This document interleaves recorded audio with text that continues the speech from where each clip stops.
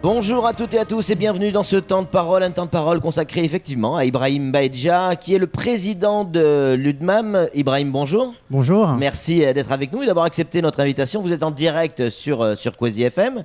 Alors, vous êtes parti à Paris avec un certain nombre de projets sous le bras, puisque vous êtes parti d'abord à la rencontre de Mahorais qui avaient des projets d'entreprise, et vous êtes parti à Paris pour essayer de chercher des fonds tout simplement pour soutenir ces projets. Ça a donné quoi cette visite ? Alors c'est une visite qui a été très positive, Oui. puisque dans l'objectif, comme vous l'avez précisé, c'était de faire une promotion des talents et des compétences des jeunes Mahorais à l'aube de la rupéisation, puisque la crainte aujourd'hui, c'est que les jeunes ont du talent, ont des idées de création d'entreprise, Oui. mais ils ont la peur qu'à l'issue de 2013, on va les oublier tout simplement et qu'ils vont voir des investisseurs arriver et qu'eux, ils voient le train passer. Donc nous, on s'est dit, voilà, il faut promouvoir ces talents et ces compétences à des organismes de financement à métropole. Alors quel type de projet, par exemple, avec quel type de projet vous êtes parti ? Donnez-nous deux, trois exemples. Voilà, en fait, nous avons sélectionné une dizaine de projets, tout Oui. en sachant qu'au départ, nous avons collecté plus d'une trentaine. D'accord. Dans ces 10 projets, il y a eu 3 projets dans le domaine de la pêche, 2 projets dans le domaine du tourisme, et puis d'autres projets dans les services, enfin tout ce qui concerne les services, et puis le commerce, etc. Donc ces 10 projets, on les a présentés à 2 organismes de financement en métropole. Donc il y a la Finance Cité, qui est un organisme de microcrédit, une association donc qui a été créée pour ça. Et cet organisme-là, nous l'avons rencontré et ils nous ont promis de faire le pas pour regarder de près ces dossiers-là. Voilà. Donc en fait, pour l'instant, il n'y a rien de concret. Vous ne revenez pas avec en disant ben voilà, tel et tel projet sera soutenu. On vous a dit, on vous promet qu'on va essayer de voir, en gros. Alors en fait, il faut comprendre que là, on est dans un processus. Oui. On est en début de la promotion des talents. Il ne faut pas s'attendre du jour au lendemain à nous dire voilà, on vous accorde des crédits pour subventionner ou pour aider les jeunes entrepreneurs. Là, on est en début. Donc, le premier travail, en tout cas pour nous, associations, était de faire le lien entre les porteurs de projets locaux, c'est-à-dire les créateurs d'entreprises, avec des organismes de financement qui, il faut le dire, il faut le souligner, c'est des organismes qui ne connaissent pas Mayotte. Évidemment. Parce que notre étonnement arrivé à Paris, c'était déjà de comprendre que Mayotte n'est pas un sujet, en tout cas géographiquement, Mayotte n'est pas tellement connue, même si on est un département français. Donc le premier travail, c'était de sensibiliser les organismes de financement, les investisseurs, que voilà, il existe un territoire français qui se situe dans l'océan Indien et qu'il y a des talents, il y a des gens qui veulent faire des choses. Voilà l'objectif premier que nous avons atteint, je pense. Selon nos informations, vous auriez également demandé le Grenelle. C'est vrai ou faux ? C'est vrai. Nous avons demandé le Grenelle pour la rupéisation de Mayotte, parce que tout le monde aujourd'hui s'accorde à dire que la rupéisation est l'un des grands enjeux de Mayotte, en tout cas à partir de 2014. Même le préfet avait précisé dans vos éditions que Mayotte et les Mahorais sont-ils prêts à franchir ce pas ? Donc nous, on a répondu oui, les talents et les compétences mahorais sont prêts, sauf que maintenant, il faut les associer pleinement aux discussions de la mise en place de cette rupéisation. Sinon, on va arriver à un moment où les Mahorais vont se rendre compte que cette rupéisation a été réfléchie sans tenir compte de leurs préoccupations. Et là, ça serait un peu dommage de dire que les Mahorais n'ont pas été associés à temps, comme on l'a vu pour la départementalisation. Alors justement, ça peut peut-être amener un peu d'eau à votre moulin, mais on a eu des remontées d'informations, des remarques d'un certain nombre de jeunes Mahorais, plus ou moins jeunes, mais qui ont des projets et qui ont le sentiment que l'Europe ne va pas leur servir à grand-chose. Ils doutent du fait qu'ils puissent profiter de ces fonds qui pourraient arriver sur Mayotte. Est-ce que votre démarche peut permettre justement d'inverser la tendance ? C'est le but ? C'est le but. C'est le but aujourd'hui. Et vous êtes conscient de ça ? On est conscient de ça et on l'entend quand on discute avec les jeunes qui ont des idées, des talents. Ils se disent oui, mais aujourd'hui on est un département. Un département est censé aussi donner un coup de pouce aux jeunes. Comment se fait-il qu'aujourd'hui on nous oublie déjà ? Et puis l'Europe, du jour au lendemain, va nous ouvrir les portes. Donc ce cri d'alarme, on l'entend déjà sur le terrain, on le sait. Donc maintenant, c'est vraiment d'arriver à mettre en place tous les acteurs, y compris les jeunes qui veulent créer des entreprises, pour leur donner la possibilité, la facilité de s'insérer dans le développement économique de leur territoire. Aujourd'hui, je pense que c'est nécessaire, puisque ça a des vertus par ailleurs, notamment en matière de création d'emplois, tout simplement, de réduction de chômage, mais aussi parce que l'Europe souhaiterait voir aussi des talents mahorais émerger du territoire. Et Dieu sait qu'il y en a. Et il y en a. Donc c'est pour ça que maintenant, nous avons eu l'idée de demander au préfet de mettre en place ce Grenelle, c'est un état des lieux, des états généraux, pour pouvoir justement parler de la rupéisation de Mayotte avec les jeunes qui ont envie de créer quelque chose et participer au développement de leur territoire. Est-ce que derrière tout ça, Ibrahim, il n'y a pas cette volonté de se réapproprier, de la part des Mahorais, et notamment des jeunes Mahorais, de se réapproprier le territoire économique de Mayotte ? Il y a ça. Il n'y a que ça, et puis il y a besoin aujourd'hui. Il y a besoin, quand on voit que le secteur public aujourd'hui est le principal employeur de Mayotte et que les entreprises peinent à se développer parce que justement les problèmes financiers font que la création d'entreprises et le développement d'entreprises restent un peu en marge, nous sommes contraints de travailler ensemble pour pouvoir émerger les compétences et les aider à être acteurs aussi de leur développement économique. On va donner la parole à Samuel Bocher dans une minute, mais juste avant, Ibrahim, est-ce que vous n'êtes pas un petit peu sur le terrain ou marchez pas un petit peu sur les plates-bandes de la CGPME par exemple ?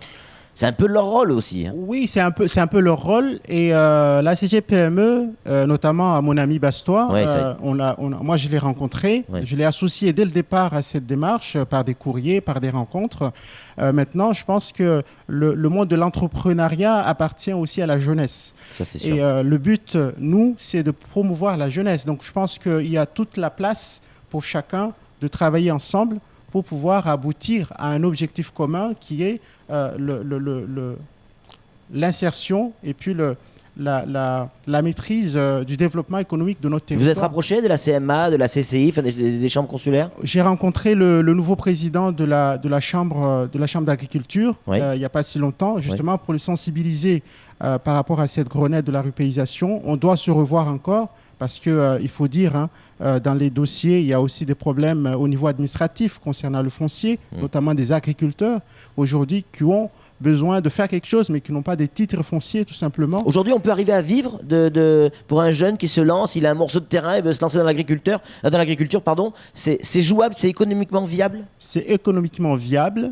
Et je ne sais pas pourquoi ça ne serait pas viable si on donne le coup de pouce nécessaire, c'est-à-dire il faut enlever les problèmes administratifs, les problèmes financiers, les problèmes d'agrément tout simplement. Bon, en même temps, c'est la vie d'entreprise. Si on enlève effectivement les problèmes administratifs, les problèmes financiers, les problèmes d'agrément, on est dans le service public après.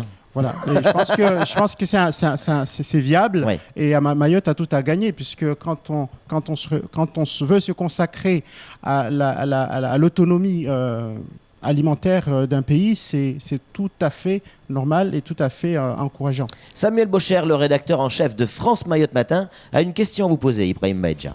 Bien souvent, les porteurs de projets sont pétris d'ambition par rapport à leur projet, justement, mais ils sont freinés par le manque de moyens et croient que par la départementalisation ou par la rupéisation, ils vont obtenir un financement direct qui va leur permettre de faire naître leur projet. Est-ce que vous nourrissez ce genre d'argument ou plutôt vous leur expliquez « attention, c'est donnant-donnant, il va falloir aussi que vous mettiez de votre poche » ? Toute démarche d'entreprise, malheureusement, implique une volonté personnelle.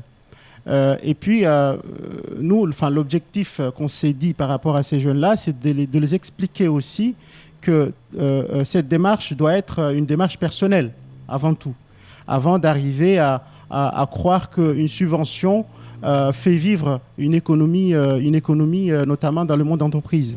Donc cette démarche, elle est tout à fait, et puis cette réflexion, elle est tout à fait pertinente, puisqu'aujourd'hui, on croit que l'Europe va être un puits où on va puiser les fonds pour pouvoir se développer. Mais non, la démarche est tout à fait responsable d'abord, personnelle. Il faut une volonté qui puisse nous amener jusqu'à réussir avec ou sans cette repaysation. Après, nous, la crainte qu'on entend souvent des jeunes, c'est qu'ils vont, en fait, ils ont peur que cette repaysation va mettre en avant des compétences qui sont ailleurs, qui vont arriver parce qu'il y aura la repaysation et qui connaîtront déjà la machine de l'Europe. Et puis, eux, ils sont là avec des idées et ne pourront pas être acteurs de leur développement. C'est pour ça que dès maintenant, nous souhaitons une anticipation pour qu'on puisse les mettre autour d'une table avec les acteurs concernés pour qu'ils puissent émerger avant que les choses arrivent. Voilà. Il y a un facteur confiance qui est important dans ces projets-là. Confiance dans le sens où effectivement, si le gars n'y croit pas à 100%, s'il n'est pas prêt à s'investir totalement, en clair, s'il y a besoin d'une subvention pour qu'il puisse démarrer son projet, ça le met déjà un peu en porte-à-faux. Ah bien sûr, ça le met en porte-à-faux puisque ce n'est pas une association, une entreprise, c'est d'abord une démarche. C'est une démarche d'entrepreneur, une démarche d'économiste, une démarche d'études de marché, etc., de concurrence.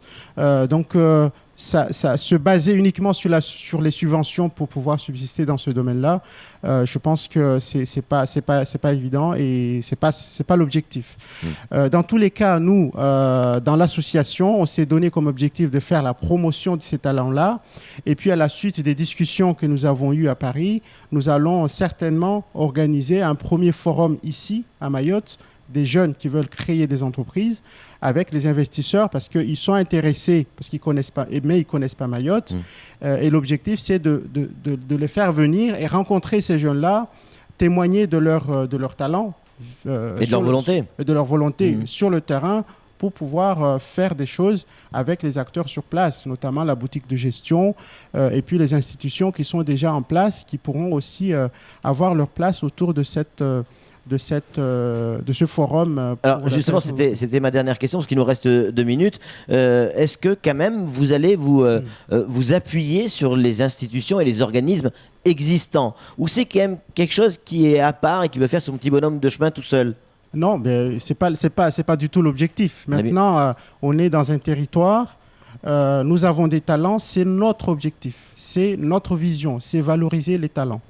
Après, sur la méthode de travail, je pense que c'est pour ça qu'on a demandé un Grenelle d'ailleurs. C'est qu'il faut s'asseoir autour d'une table, voir les compétences existantes, mais aussi compléter avec d'autres sources de financement. Parce que ce qui se passe aujourd'hui, c'est qu'on a des jeunes qui travaillent déjà avec la boutique de gestion, qui travaillent avec les banques locaux, qui travaillent avec l'ADI notamment, qui est un organisme microcrédit, mais il y a comme une petite inadéquation par rapport au projet. Par exemple, des banques tout simplement qui ne suivent pas parce qu'ils ne peuvent pas prendre de risques pour un jeune qui vient d'arriver, ou bien la boutique de gestion qui a une saturation, une congestion des jeunes et qui n'arrive pas à traiter les dossiers avec rapidité. Mais en règle générale, dans une entreprise, quand on n'a pas toutes les compétences, on s'associe, on ouvre le capital. Et là, j'en viens au capital risque. Est-ce que le capital risque, ça ne serait pas quelque chose d'intéressant pour ces jeunes entrepreneurs? Très rapidement, parce qu'on a terminé.